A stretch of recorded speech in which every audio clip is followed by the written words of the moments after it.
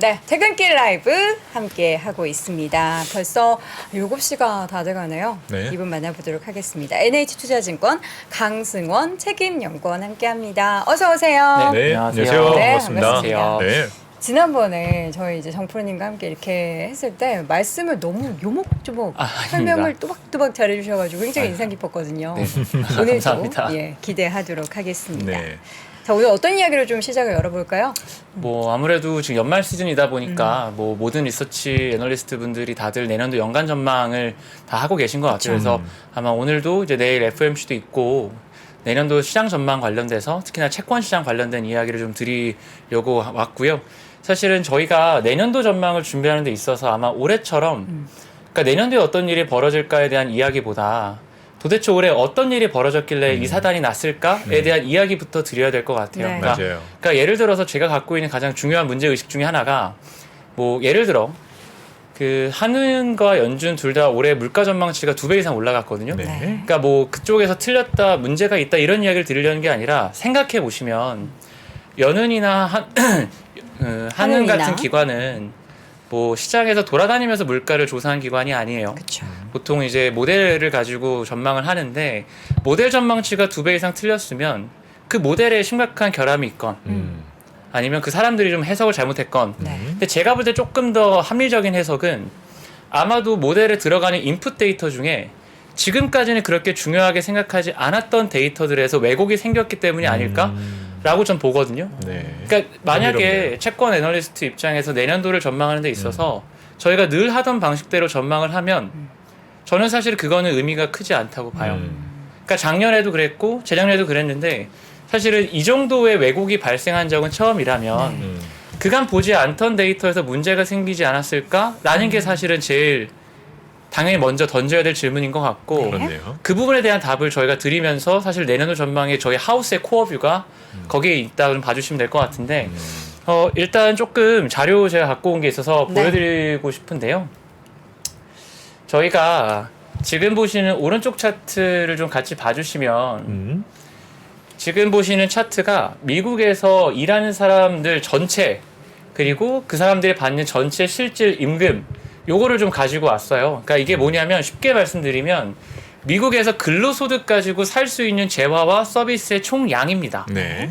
사실은 저희 같은 채권 애널리스트나 이코노미스트들이 미국 경제 전망에 있어서 고용시장에 민감한 이유가 여기에요. 뭐냐면 미국은 소비국가고 소비를 하려면 돈을 벌어야 되잖아요. 그렇죠. 벌어야 쓸 수 있다가 저희들이 갖고 있는 경제학적 상식이기 때문에 미국 애들의 실질 구매력이 어떻게 움직이냐, 추세를 넘냐, 하회하냐, 추세 수준이냐 이걸 전망하는 게 핵심인데 지금 차트 다시 한번 봐주시면 올해 2월 달이 피크였습니다. 네. 그리고 내려가요.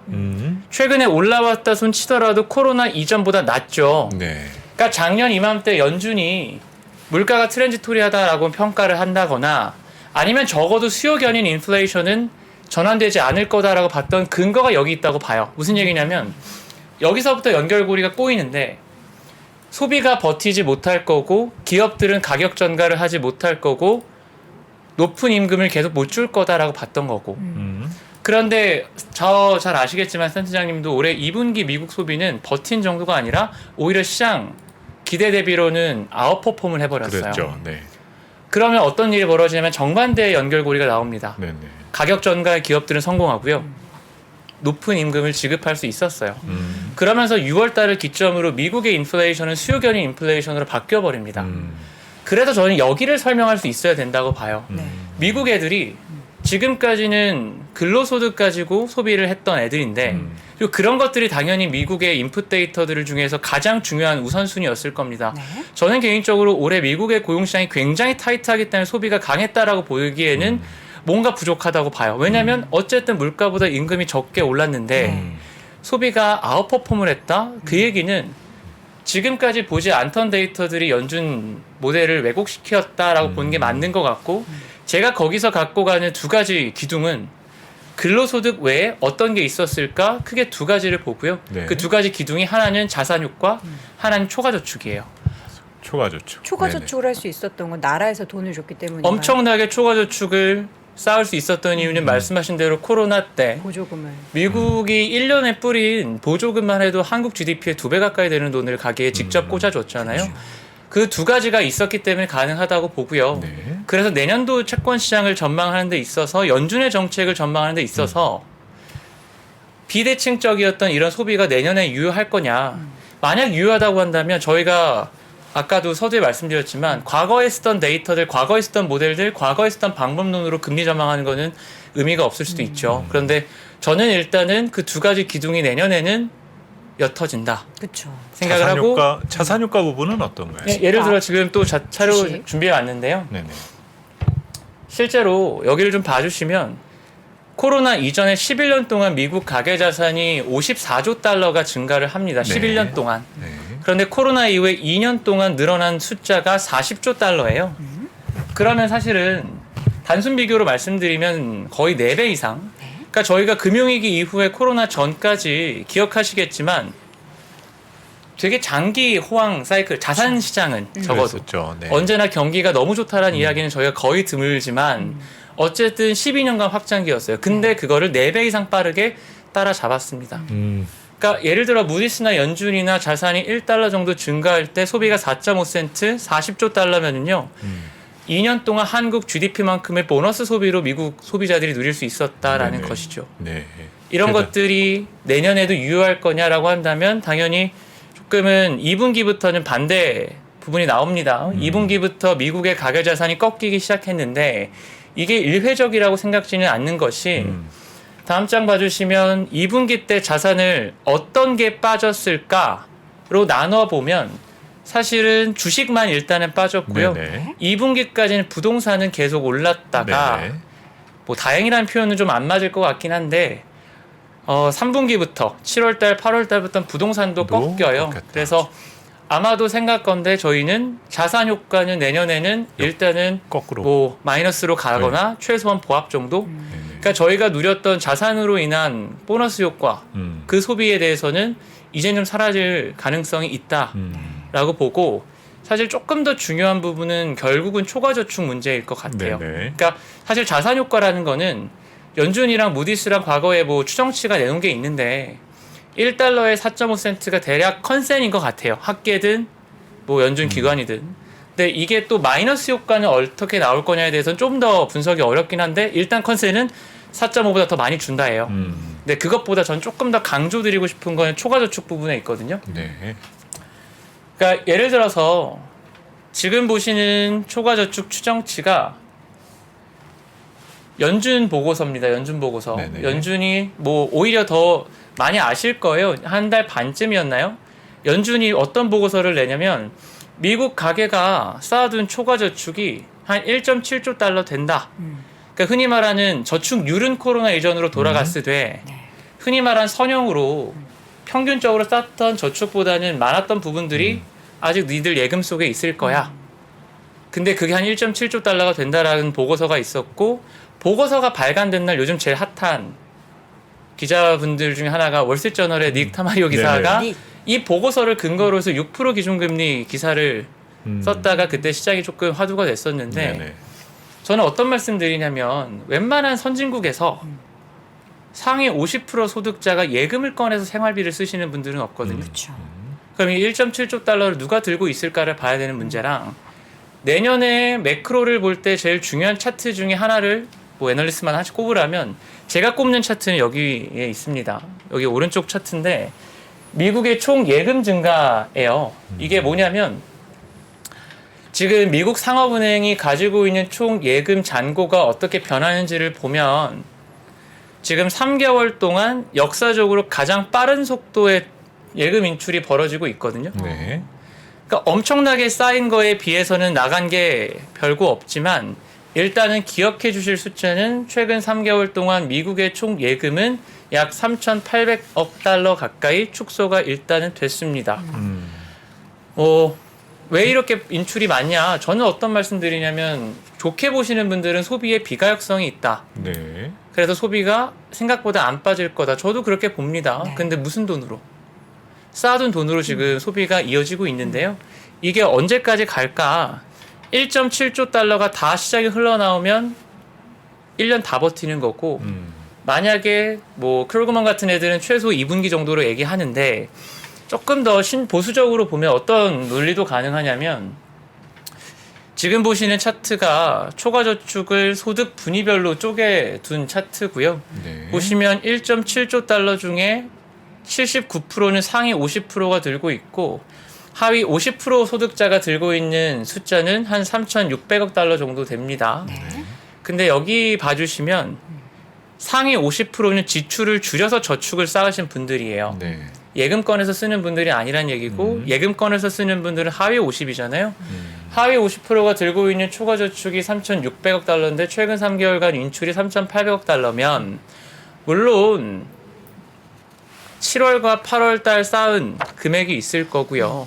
최근 인출이 100% 하위 50%라는 증거가 전혀 없기 때문에 감히 지금 다 고갈됐다고 이해하기는 어렵지만 적어도 내년 1분기 정도가 되면 하위 50%의 초과저축은 고갈될 가능성은 조금 있지 않을까. 그러면 저는 어떤 말씀을 드리냐면 채권시장 전망에 있어서 결국은 매크로에 대한 기본적인 판단이 중요한데 저희는 어쨌든 상위 50%는 반대로 말하면 1조 달러 이상의 초과저축이 있기 때문에 흔히 말하는 소비절벽 그건 없다. 그래서 엄청나게 하드 리세션까지는 안 봐요. 그런데 최근에 계속해서 노 리세션 가능성에 대한 이야기들이 있지만 그렇진 않을 것 같다. 적어도 올해 미국의 소비가 비대칭적으로 강했다면 그 두 개의 기둥이 뭐였냐? 자산 효과와 엄청난 초과저축. 네네. 그리고 그걸 사실 못 읽어냈다기보다는 그게 인풋 데이터에 아예 안 들어가 있었을 것 같아요.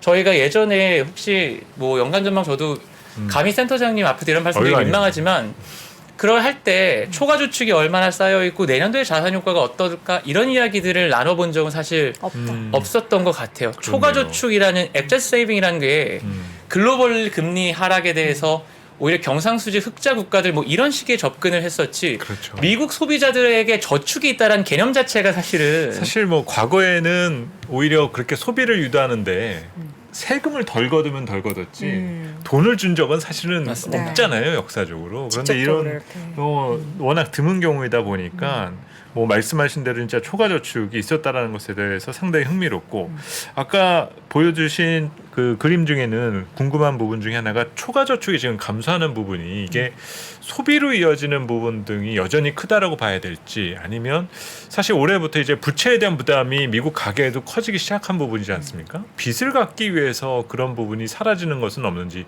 그 둘에 대한 판단은 어떤 식으로 할 수 있을까요? 그러니까 사실 예금 인출을 이자 지급용, 소비 지급용으로 저희가 분류할 수는 없겠지만 일단은 저희가 보는 거는 적어도 미국 같은 경우에는 흔히 말하는 가계의 변동금리 비중이 10% 정도고 모기지도 30년이라고 하잖아요.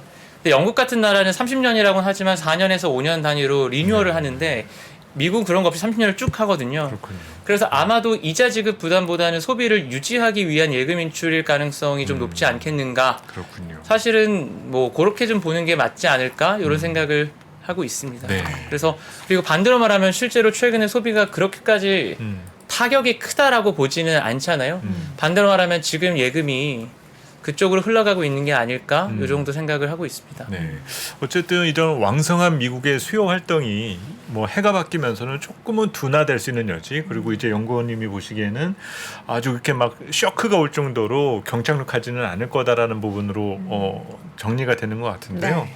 또 물가 부분에서 가장 걱정됐었던 부분 중에 하나가 주거비용에 대한 부담이었어요. 그렇죠. 사실 그래서 앞으로 아까 자산효과 부분에 대한 점도 말씀을 주셨지만 요 경로도 어떤 식으로 판단해야 될지가 앞으로 채권시장 전망이나 경제를 보는 데 있어서 상당히 중요한 부분이 될 것 같거든요.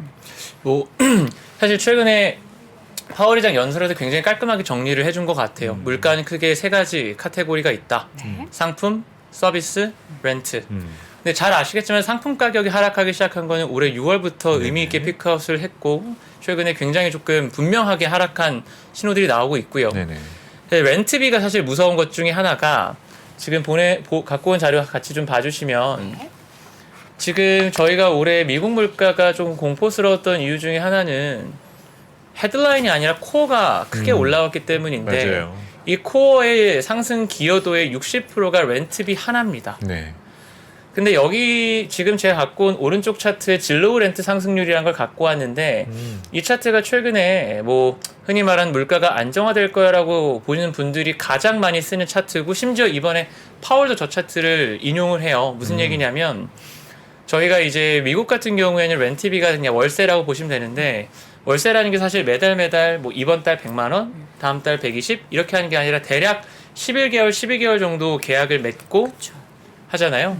그래서 지금 보는 CPI 바스켓 안에 들어가 있는 주거비 상승률은 급등세로 이어가고 있습니다. 너무 죄송하게 제가 오늘 보내드린 자료가 어제 CPI가 나오기 전에 자료를 이미 보내드려서 어제 CPI 자료가 들어가 있진 않은데 말로 설명드리면 어제 나온 데이터에서도 주거비 상승률은 더 올랐어요. 네. 그래서 일단 YY로 아직은 올라가고 있는데 문제는 이런 거죠. 최근에 크루그만이나 파월도 어떤 이야기를 하냐면 이건 어차피 11개월 전 계약 기준 아니냐. 이거는 11개월 전 거고 오른쪽에 신규 계약 기준으로 보면 올해 2월부터 피크아웃 했다. 그럼 이게 내년도 2월 빠르면 1월 정도부터는 들어올 거고 어제 그래서 굉장히 의미 있었던 게 신규 계약 기준으로 전월비가요. 제가 지금 여기 잘 보이시는지 모르겠지만 한 0.4대 정도였다가 네네. 0.1대로 훅 빠졌어요. 어제 시장이 처음에 나오고 지표가 흥분했던 이유 중에 하나는 네네. 신규 계약 기준 렌트비가 올랐는 되게 중요하죠. 올랐는데 MOM이 0.1대다. 그럼 아마 내년도 1분기 말쯤 되면 코어 기준으로는 MOM으로 마이너스도 가능한가에 대한 기대감 그런 것들이 어제 렌트비가 공개되고 나서 갑자기 단기 금리가 급락했던 네네. 가장 중요한 근거 내년 2월달 FOMC에서 25bp 인상 가능성이 발표되자마자 2배 이상 올라갔던 가장 중요한 근거가 내년 2월부터는 신규 계약 기준 렌트비가 반영될 텐데 야 이거 굉장히 빠르게 빠진다. 그러면은 생각보다 코어 CPI에 대해서도 기대감을 가질 법하다라는 거랑 예, 그런 게 제일 중요했고요. 특히나 뭐 제가 자료는 못 갖고 왔는데 그래서 지금 3가지 상품이랑 렌트랑 서비스 중에 상품 렌트 설명을 드렸고 서비스. 어제 좀 의미 있었던 게 서비스인데 주거비도 사실 서비스거든요. 주거 서비스니까 그렇죠. 네. 주거비를 제외한 서비스도 2달 연속으로 YY 기준 피크아웃을 했어요. 그러니까 그리고 아까 제가 서두에 말씀드렸던 미국 소비가 비대칭적으로 약할 수 있다는 게 결국은 서비스 소비의 약화이기 때문에 저희는 기본적으로 내년도의 메인 팀은 올해가 물가였다면 침체로 갈 것 같다라는 생각은 뭐 여전히 가져가고 있고요. 특히나 이게 생각해 보시면 연준이 정책에 대한 콜을 바꾸기 전에 먼저 해야 되는 게 분명히 경기에 대한 콜을 바꿉니다. 작년의 순서를 보시면 12월 FOMC에서 공식적으로 트랜지토리라는 거를 철회하고 나서 그 다음부터 인상 신호를 주고 인상에 다 나가요. 그랬었죠. 그럼 내년에 저는 어떻게 보냐면 지난번 기자회견까지도 파월의 공식적인 의견은 여전히 연착륙은 성취 가능하다. 노리세션 가능성을 언급을 하고 있는데 아마도 연말 연초 뭐 1분기 정도에 흔히 말하는 뭐 샬로우 리세션 정도겠지만 옅은 경기 침체를 인정하고 나서 그 이후에 정책 속도 조절 뭐 이런 이야기들을 할 가능성이 높기 때문에 오히려 저희 같은 중장기 사실 채권 시장 10년물 금리는 한 2, 3년 정도의 평균 성장률을 프라이싱한다고 보시면 되는데 그런 쪽에 투자하시는 분들 입장에서는 미리 하셔야 된다라는 말씀을 좀 드리고 있고요. 저희가 보통은 뭐 이건 여기서 들으시는 분들께 굳이 채권 금리 밸류에이션까지 말씀드리긴 조금 괜히 또 오해를 드릴 수 있어서 결론만 말씀드리면 10년물 금리는 내후년 기준금리 전망에 수렴합니다. 23년이 아니라요. 24년 12월 기준금리 전망에 수렴하기 때문에 저희는 의미 있는 상단은 4%. 네, 그걸 뚫고 내려오고 피크아웃은 분명 지난 거고 네네. 25년까지 금리 인하 사이클을 보면 3%까지는 열어두자. 이런 생각을 가지고 있고 미국 금리에 대해서는 분명히 이제 돌아섰다. 저희가 사실은 주식이든 채권이든 저희가 금리든 주가든 방향, 속도, 가격 이 3가지를 같이 얘기를 하는데 방향에 대해서 아래쪽으로 보고요. 가격도 지금보다 내년 이맘때 높아져 있을 거라고 봐요. 다만 저희가 한 달 정도 만에 미국 금리가 한 90bp가 급락을 했기 때문에 뭐 더 잘 아시겠지만 가격이라는 게 절대 선형으로 가는 게 아니라 네네. 속도 조절은 있겠죠. 근데 여기서 채권 투자를 고민하시는 분들께 말씀드릴 수 있는 건 그럼 그게 피해야 되는 조정이냐 사야되는 조정이냐고 이야기를 할 때 저는 장기 채권에 대해서는 아마도 연말 연초에 속도 조절이 나오면 그것은 사야 되는 조정일 가능성이 높다. 네네. 이렇게 좀 말씀을 드리고 아마 주요 선진국 금리에 대해서는 분명하게 피크아웃 뭐 고점 통과는 뭐 이미 지난 일이라고 생각을 좀 하고 있습니다. 네. 하나 궁금한 부분 중에 하나는 지금 이제 여러 어떤 물가 안정 이유 등을 조금씩 여러 가지 점검을 한 거잖아요. 주거 비용이라든지 서비스 비용이나 이런 내용들을 하나하나 꼽아서 좀 봤는데 뭔가 구조적으로 물가 안정이 조금 더디게 전개된다라면 오히려 연준 입장에서 뭐 중립금리의 절대 레벨도 조금 상향 조정을 한다거나 그래서 앞으로 시장이 기대하는 것과 같은 과거의 어떤 극적인 저금리는 없어 이런 메시지를 전달하게 된다면 또 시장을 보는 관점이 또 달라질 수도 있을 것 같거든요. 그런 조짐은 시장에선 제기가 되지는 않을까요? 말씀하신 대로 결국 그게 최근에 논의되고 있는 물가 전망치가 타겟이 왜 2%여야 되냐 네네네. 올라갈 수도 있다라는 가능성들 말씀하신 대로 그러면 중립금리도 올라가야 되는 거 아니냐. 그렇죠. 그래서 흔히 말하는 중성장 중물가 중금리에 네네네. 대한 이야기들을 말씀을 주신 것 같은데 뭐 충분히 가능성이 있는 이야기겠죠. 그래서 반대로 말하면 그런데 연준도 한번 확인해야 될 것들이 있을 거예요. 분명한 게 올해 미국 그 연준 전망치보다 2배 이상 올라갔다고 말씀을 드렸는데 반대로 말하면 지금 저희가 넣어놓은 인풋 데이터에서 보고 있는 물가 전망보다 하방 리스크가 분명히 있을 거기 때문에 그런 이야기들을 먼저 꺼낼 가능성은 전혀 없을 것 같고 일단은 내년도 하반기에 물가가 실제로 어디까지 내려갈지에 대해서 그리고 사실 내년에 저는 개인적으로 만약에 자산 시장이나 경기에 하방 리스크가 있다고 한다면 오히려 재정 긴축일 가능성이 높다고 보거든요. 사실은 의외로 다들 올해 엄청나게 통화 정책이 긴축적이었잖아요. 네, 그렇죠. 근데 어떤 나라든 저희가 기억을 하시면 오미크론이 막 문제됐던 게 올해 초였어요. 그렇죠. 그걸 근거로 대부분의 정부들이 올해 초까지만 하더라도 굉장히 확장적이었습니다. 그러다 보니까 내년도에 미국 같은 경우에 부채 한도 협상에 터치를 해서 뭐 부채는 당연히 올라가겠죠. 근데 문제는 협상 과정에서 계획했던 지출안이 늘어나냐 줄어드냐인데 지금 공화당의 의견은 너무나 심플해요. 부채 한도 협상 해줄 테니 지출 줄여. 양원을 민주당이 갖고 있을 때도 올해보다 내년도 지출액이 한 4,300억 달러 줄어드는 게 계획안이었기 때문에 더 줄 겁니다. 심지어 유럽은 유럽 빅4라고 하는 독일, 프랑스, 이탈리아, 스페인 중에 프랑스를 제외하고 독일 같은 경우에는 내년도 기초재정 수지를 1년 만에 2%포인트 이상 줄여버려요. 내년에 이탈리아는 심지어 균형재정입니다. 한국 내년에 올해보다 예산안이 40조 원 줄어요. 내년에 의외로 긴축재정의 시대예요. 과연 그런 것들이 효과가 맞물리면서 경기와 물가가 얼마나 빠질까에 대해서 연준이 미리 한번 확인하고 가야 되기 때문에 그럴 가능성이 시장에서 논의될 것 같은데요. 그게 의미 있게 연준이나 뭐 이런 데서 공식적으로 논의되는 거는 빨라야 내년 하반기 정도일 것 같습니다. 그래서 그렇군요. 사실 지금 매크로를 보는 세 가지 캠프가 있는 것 같아요. 흔히 말하는 고원지대에서 물가가 머물고 고성장, 고물가, 고금리. 네네. 뭐 사람마다 좀 다르지만 내년에 당장은 아니겠지만 한 2, 3년 시계로 봤을 때 결국은 뭐 저성장, 저물가, 저금리로 가지 않겠냐. 뭐 최근에 뭐 그런 주장을 하는 크루그먼은 그런 이야기를 하고 레리 서머스는 중성장, 중물가, 중금리 이런 이야기를 하고 있어서 아마 연준 내부적으로 그 세 가지 의견이 어쨌든 분포되어 있다고 봐요. 그러면은 그런 것들이 확인되기 전에 먼저 굉장히 조금 장기식의 금리들을 건들 수 있는 액션이기 때문에 빨라야 되는 하반기에 논의될 주제라고 봅니다. 네.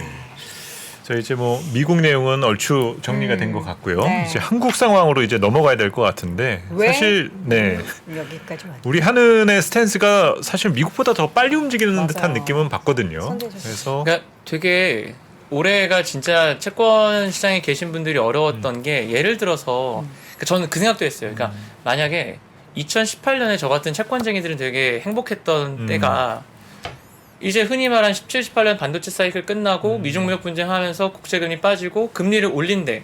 경기가 안 좋은데 금리 올리니까 침체로 가서 채권은 완전 꽃놀이였는데 그렇죠. 그때 주식시장을 제가 감히 밸류에이션 못하지만 그때 시장 참가자분들의 고민이 미중 무역 분쟁은 이건 우리가 어찌할 수 없는 문제인데 여기에 밸류에이션이 엄청나게 변화를 한다면 이걸 어떻게 가격에 녹여야 되지? 이런 고민을 많이 하셨잖아요. 네네. 올해 한국 채권 시장이 그랬던 것 같아요. 제가 갖고 온 자료의 제목을 보시면 꽤 자조적인데 왜 우린 여기까지 왔나라는 거고 여기 왼쪽에 뭐 제목은 좀 어렵게 썼지만 그냥 단어니까 신경 안 쓰셔도 될 것 같고요. 무슨 뜻이에요? 그러니까 이런 거예요. 그러니까 저희 같은 불가능성. 매크로쟁이들이 갖고 가는 원칙 중에 하나가 자본이 자유롭게 이동하는 나라는 환율 정책을 해서 환율을 안정화시키거나 네. 아니면 자국의 경제나 물가를 반영해서 금리 정책을 자율적으로 하거나 둘 중에 하나는 포기하거나 그래서? 적어도 우선순위는 정해야 된다는 거예요.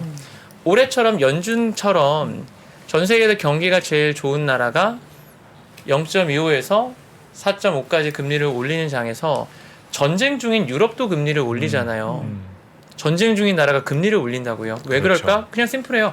가만히 있으면 환율이 망가지니까. 심지어 전쟁 중인 나라가 금리를 올리었음에도 불구하고 저희가 올해 페르티가 깨진 걸 봤잖아요. 그렇죠. 그래서 한은 총재께서 올해 8월 달에 진짜 명언을 남기셨는 게 한국은행은 정부로부터 독립된 기관이나 연준으로부터 독립되어 있지 않다. 맞아요. 그 얘기는 결국은 아까 보여드렸던 차트에서 일단 우선순위로 환율 보시겠다는 이야기예요. 그럼 그때부터 어떤 콜이 들어오냐면 일단은 미국이 어디까지 갈 거냐. 근데 과거에 한 100bp 정도 버퍼가 있었으니까 미국 금리 빼기 100. 그런 식으로 채권 시장 터미널 레이트가 들어가 버려요. 네네. 그러니까 사실은 한국 경제가 어떻고 한국 물가가 어떻고가 전혀 고려가 안 됐습니다. 그럼 여기서 사실은 원화 채권에 투자하는 사람들은 두 가지 인사이트가 있다고 보는 게 반대로 말하면 첫 번째, 환율이 안정화되면 채권 시장은 그동안 반영하지 못했던 경기나 물가를 일거에 반영해야 될 거예요. 그러겠네요. 최근에 한 달 반 동안 한국 10년 금리가 거의 120bp가 빠졌습니다. 맞아요. 말도 안 되는 속도겠지만 반대로 말하면 그동안 환율 때문에 반영하지 못했던 거를 일거에 반영하는 작업이에요. 그 두 번째가 더 중요한데 환율 때문에 금리를 올렸으면 한국 경제의 체력보다 이미 금리가 너무 높을 가능성이 있겠죠. 그렇죠. 그럼 그게 경기를 망가뜨리고 있을 거라고 봐요. 예를 들어서 지금 우리나라 더블A 기업들이 3개월로 자금 조달하는데 6% 이상 금리를 냅니다. 그렇습니다. 근데 이제 금융위기 때 5% 넘게 냈었는데 더 높게 내긴 했었는데 기준금리랑 비교해 보시면 그때 기준금리가 5%대였어요. 그래서 지금이랑 비교해 보면 금융위기 때는 기준금리보다 한 100bp 정도 더 내고 3개월 금리 내고 더 자금 조달했는데 지금은 200bp 이상 내요. 근데 여기서 제가 금융위기와 지금을 비교를 할 때 어떤 걸 좀 강조드리냐면 지금의 AA 기업이랑요 금융위기 때 AA 기업은 달라요. 금융위기 때 이후에 신평사들이 너무 후하게 등급을 준 거 아니냐라는 비판 때문에 기억하시겠지만 현대차가 AAA에서 AA로 내려갔거든요. 금융위기 이후에 현대차가 지금 AA예요. 지금 AA 기업은 금융위기 때 AA 기업보다 훨씬 더 안전하고 훨씬 더 건전합니다. 훨씬 돈 잘 벌어요. 네. 그리고 그때보다 당연한 이야기죠. 우리나라 기업들의 위상이 얼마나 올라갔어요. 그렇죠. 근데 그때보다 더 높은 금리를 줘야 돈 빌릴 수 있다? 이건 좀 이상해요. 네, 맞아요. 저는 어떤 생각하냐면 왜 그럴까? 아마도 우리나라 경제 체력보다 금리가 많이 높아졌고 금융안정 리스크에 대한 프리미엄을 기업들이 지급하고 있다고 봅니다. 전 거기서 어떤 생각을 갖고 있냐면 이미 한국 경제의 체력보다 기준금리가 높아졌고 그게 한국의 잠재 성장률을 훼손하고 있다. 그래서 아마도 국채같이 안 망하는 채권은 지금 굉장히 투자하기 좋은 환경이 아닌가. 안 망하면 경기 안 좋으면 금리가 빠질 테니까 이런 관점을 좀 가져가고 있고요. 사실은 우리나라 경제를 볼 때 저나 뭐 이코노미스트들이 한국 경제는 되게 사실 심플하죠. 수출. 네네네. 그리고 수출도 반도체. 요거는 다들 아실 거고 여기 나오시는 분들이 더 많이 얘기를 하신 이야기일 거기 때문에 그것보다는 조금 간단한 좀 계산 같은 걸 좀 해봤는데 네. 잘 아시겠지만 우리나라는 변동금리가 78, 고정금리가 22% 되는 나라이기 때문에 이제 신규 대출과 관련돼서 가계대출 금리를 이 두 가지를 가지고 이제 흔히 말하는 뭐 가중평균 해서 금리를 그려보면 올해 진짜 부뚝 섰죠. 근데 생각해 보시면 올해 1분기까지 가계대출이 계속 늘고 대출 증가율이 빠진 것이 계속 플러스긴 했어요. 네네네. 그래서 아마도 내년도에 내야 되는 이자 비용이 연평균 대략 평년보다 한 30조가 높아요. 저희가 한국 가계가 경기 침체 국면에서 이 정도 이자 비용을 내본 적이 없습니다. 그렇네요. 그리고 데이터상에서만 보더라도 의외로 가계대출이 변동금리가 높다라는 건 너무나 많은 뉴스가 나왔지만 우리나라 기업대출의 73%도 변동금리예요. 네. 근데 기업 대출도 늘었거든요. 그래서 기업 대출도 평년보다 한 30조 더 내야 되는, 거기다가 코로나 때 발행했던 회사채 상환이 내년도에 많기 때문에 저희가 최근에 한국은행이 금융안전과 관련된 이야기들을 많이 하고, 제가 방금 말씀드렸던 기업들이 왜 훨씬 더 건전하고 안전한데 더 많은 비용을 내야 되는가, 이거는 심플해요. 기업들의 차력이 아니라 우리나라 금융안정 리스크에 대한 프리미엄을 지급하고 있다. 저는 이렇게 해석을 합니다. 그래서 아마도 한국은행은 뭐 이미 얘기해둔 스케줄 정도의 금리 인상은 할 수 있겠지만 훨씬 더 이 높은 수준의 금리를 쭉 끌고 갈 힘은 없을 거다라는 게 저희들 하우스의 생각이고요. 특히나 요거 하나 좀 봐주시면 좋을 것 같은 차트가 우리나라 대출에서 가계대출에서 주담대 비중이 제일 높다라는 건 다들 아시는 얘기인데 네. 의외로 한국은행 분석을 보면 기업대출의 집중도 1등도 부동산입니다. 그래서 부동산 경기가 악화될 때 이게 사실은 가계와 기업 대출의 질적 악화랑 연결되는 문제예요. 그러니까 이 모든 문제들이 최근에 한국은 금융안정 리스크랑 다 엮여 있다. 그것 때문에 우리나라 민간 기업들이 훨씬 더 돈을 높은 비용을 내고 빌리고 있다. 이거 자체가 한국 경기의 잠재 성장률을 크게 훼손할 거다라는 게 저희들 하우스의 의견이고요. 그렇다면 한국은행이나 감독당국 입장에서는 부동산 시장에 대한 부담을 더 크게 가질 것 같아요. 만약에 그쵸? 그런 맞습니다. 가격 조정이 어떤 가계의 재무 상황을 아주 악화시키네요. 극심하게 훼손시킬 수 있는 위험이 있다라는 거니까, 만에 하나 어떤 자산 시장이 경색되는 상황이 나오게 된다라면은 그냥 방치하기도 조금 어려운 상황 아닙니까? 그렇죠. 이게 꼭 가계뿐만 아니라 기업들 대출의 집중도 1등도 부동산이기 때문에 흔히 말하는 당연히 가격 조정은 뭐 있을 수 있죠. 당연히 있을 수 근데 있죠. 언제나 그렇지만 네. 가격 조정과 크래시를 저희가 구분하잖아요. 예를 들어 주식시장에서도 10% 하락하는 건 조정, 20%는 약세장 진입, 뭐 이런 식으로 나누는 것처럼 이것의 그 폭과 속도가 중요한데 너무 짧은 시간 안에 과도한 조정이 일어날 경우에는 그것이 연쇄적으로 문제를 일으키는 게 저희가 그게 흔히 말하는 금융안정인 거잖아요. 그래서 네, 그렇죠. 아마도 이런 부분에 대해서는 계속해서 워치를 하고 있을 거다라고 생각을 하고요. 실제로 정책 당국이 굉장히 조금 그래도 이번에 기민하게 움직이고 있다라고 보는 건 과거에 뭐 한은이나 기재부나 이 정도 레벨이 아니라 금융위, 금감원 전방위적으로 이 사안에 대해서 굉장히 조금 잘 보고 있다고 생각을 해서 뭐 저희가 이 부분에 대한 저희 입장을 좀 정리를 해드리면 부동산 위기가 시스템 리스크로 전이되려면 흔히 말하는 시스템적으로 중요한 대형 은행들이 네, 그렇죠. 연결돼야 있어야 되는데 그 정도는 아니에요. 그래서 금융기관으로 번지진 않는다. 시스템 리스크로는 안 갈 네네네. 거다. 그리고 흔히 말해서 뭐 예를 들어 이런 거죠. 실제로 최근에 뭐 PF 문제들이 많지만 결국은 증권사랑 캐피탈사들인데 은행 계열사들을 제거하고 나면 실제로 그쪽 노출도가 그리 크지 않아요. 네네. 그래서 시스템 리스크로의 전이 가능성 보지 않는다. 다만 이 문제가 민간의 지출과 민간의 투자 욕구를 굉장하게 위축시킬 것이 분명하기 때문에 한은이나 금융이나 기재부 입장에서 높은 기준금리를 계속해서 끌고 갈 힘은 없을 거다라는 게 저희들 의견이고요. 일단은 여전히 연준이 지금부터도 100bp 정도 인상이 예정되어 있기 때문에 저희가 보고 있는 시각은 일단은 1월 달에 25bp는 올리겠으나 네. 아마도 내년도 4분기에는 한 차례 인하 사이클.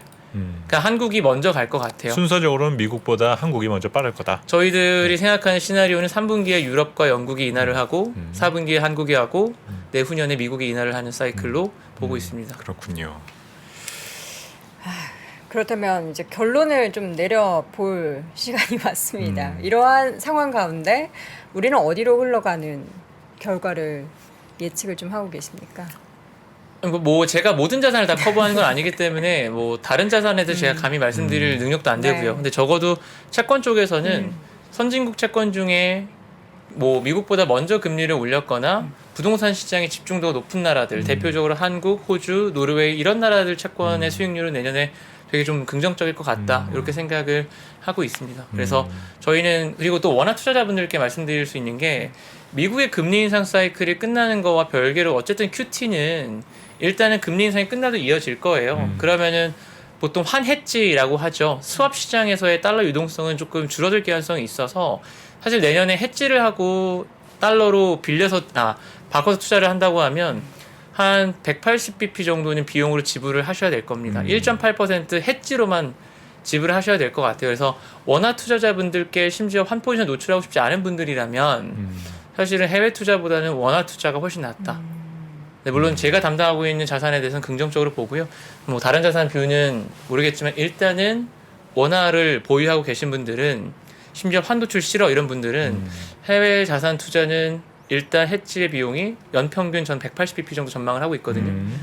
마이너스 1.8% 깔고 가야 됩니다. 그래서 그렇군요. 원화 투자가 좀 더 유리한 국면으로 보고 있어요.